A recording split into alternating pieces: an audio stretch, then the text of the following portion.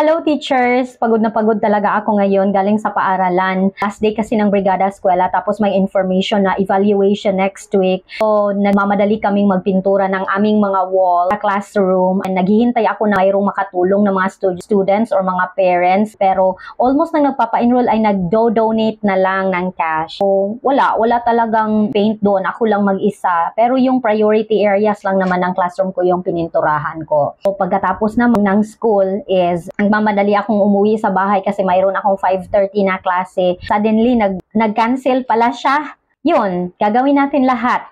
Kayod kalabaw tayo para sa mga pangarap natin sa buhay at saka sa ating mga minamahal sa buhay. Yes, totoo yan. Yes. And then, syempre, sa ating mga babayaran na utang, dapat talaga na mapatch up natin yung mga expenses. Sa hirap ng buhay naman ngayon, di po ba? So, kailangan talaga natin ng side hustle.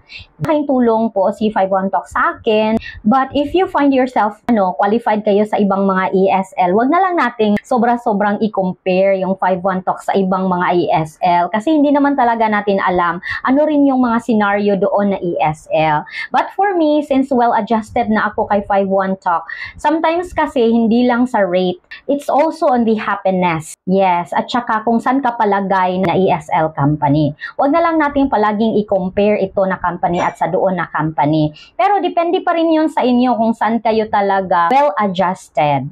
Pero for me, I find myself happy here in 51 Talk. That is why I stayed and I am referring teachers. Kasi si 51 Talk kasi kahit walang experience, welcome ka dito. Marami kang matututunan talaga sa kanya. So, if you're planning to be one of 51 Talk teachers, message lang kayo sa akin dito sa TikTok o kaya sa aking messenger para naman matulungan ko kayo. And then, always nating isipin na yung ESL company is trabaho talaga siya. Paghihirapan natin yung ating salary dito. You really need to learn the skills in teaching, especially in your fluency, in your English pronunciation, kasi majority talaga, almost 95 to 98% ng ating mga students, mayroon talagang mga parents na katabi. So, they are really observing their child as they learn from you. They are also listening to how you pronounce the words. Kaya nga, kahit ako, before ako mag-klase, kina-counter-check ko talaga yung mga pronunciation and accent ng mga words in Cambridge Dictionary.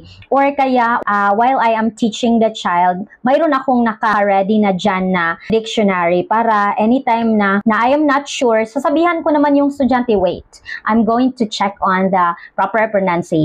Ganon, para naman wala tayong faulty. Then, our students will also learn what is the proper pronunciation. So, I guess naging mataas na yung aking video. Thank you so much for watching and have a great day. Bye-bye!